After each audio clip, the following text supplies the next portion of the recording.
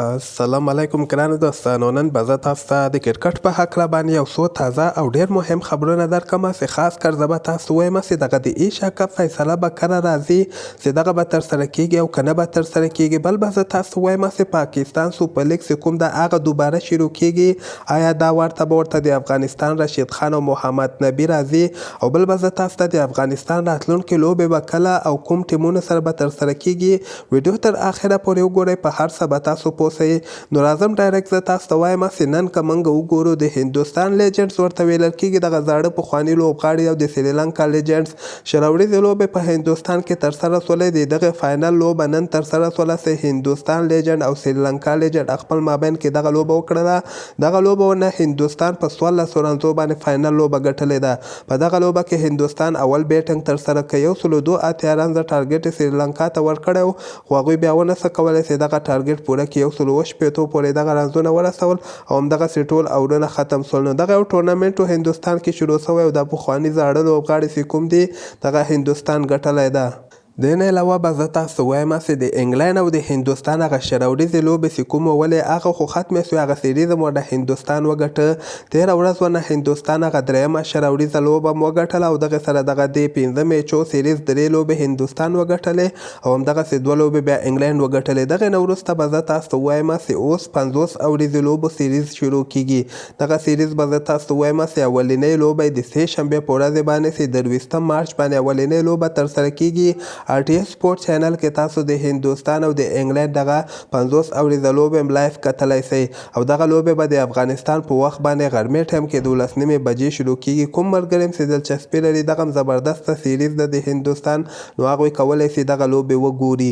او د نه علاوه به زه تاسو ته وایم چې د افغانستان لکه څنګه چې موږ وګورو پاکستان سوپر لیګ ته رشید خان هم راغلی او محمد نبي، نور احمد او همدغسې قیس احمد، مجیب زدران هم راغلی او دا ورته بیا پاکستان ته خبر ورکړی ده چې موږ د افغانستان لوبغاړو سره خبره کړې ده او دوی بیا موږ ته تیار شوي دي. یعنې دوی وایي موږ جون میاشت کې بیا دوباره پاکستان ته درځو او هلته په پاکستان سوپر لیګ کې لوبې ترسره کوو.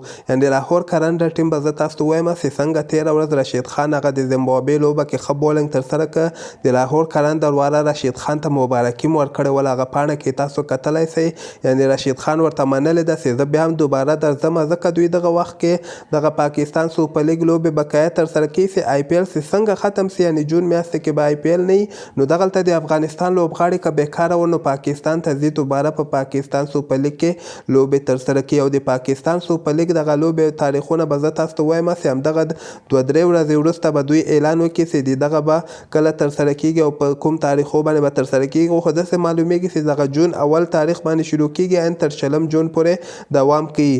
او د نه علاوه به زه تاسو ته د ایشیا کپ په هکله باندې یو خبر درکړم، حالانکه زیاتره ریپورټونه دغسې راغلي دي چې دا کال ته ایشیا کپ نه ترسره کیږي، ځکه ایشیا کپ کې کومه مهمه لوبه چې کومه ده هغه د پاکستان او د هندوستان لوبه ده. که چېرته دغه لوبه ترسره نه سي نو ایشیا کپ دومره زیاته ګټه نه رسي ورته. او بل طرف ته به زه تاسو ته وایم چې د دغې آخري فیصله به هندوستان نه راځي چې همدغه میاشتې مارچ میاشتې چې کومه ده په آخر کې یو میټینګ ده، یو غونډه ترسره کیږي د ایشین کرکټ کونسل، چې په دغه کې به فیصله وسي چې ایشیا کپ به ترسره کیږي او که نه به ترسره کیږي. نو زیاتره ریپورټونه خو دغسې راغلي دي چې ایشیا کپ به نه ترسره کیږي، خو ګورو آخري فیصله به هندوستان نه د همدغه میاشتې آخر کې که خیر راسي.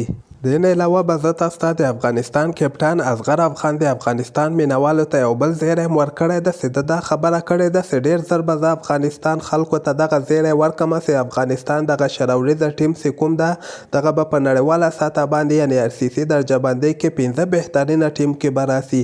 اوس که موږ د افغانستان رینکینګ وګورو، په دغه کې افغانستان 2 مقام ترلاسه کړی ده چې سریلانکا، ویسټ انډیز او بنګلادیش غوندې ټیمونو نه افغانستان مخکې سوی ده. خو اصغر افغان بیا دا خبره هم کوي چې ډېر زر به زه افغانستان مینوالو ته دا زیری ورکړم چې افغانستان به 15 بهترین نړیوال شراوړیزه ټیمونو کې د افغانستان نوم به راځي. او د نه علاوه به زه تاسو ته وایم چې د افغانستان راتلونکې لوبې فلحال خو د افغانستان اوسه پورې کوم سیریز نشته ده، خو زه به تاسو ته وایم چې د افغانستان راتلونکې لوبې چې 3 میاشتې وروسته که خیر یې له سریلانکا سره 3 50 اوریزې لوبې او 3 شراوړیزې لوبې چې دغه لوبې په سریلانکا کې ترسره کیږي.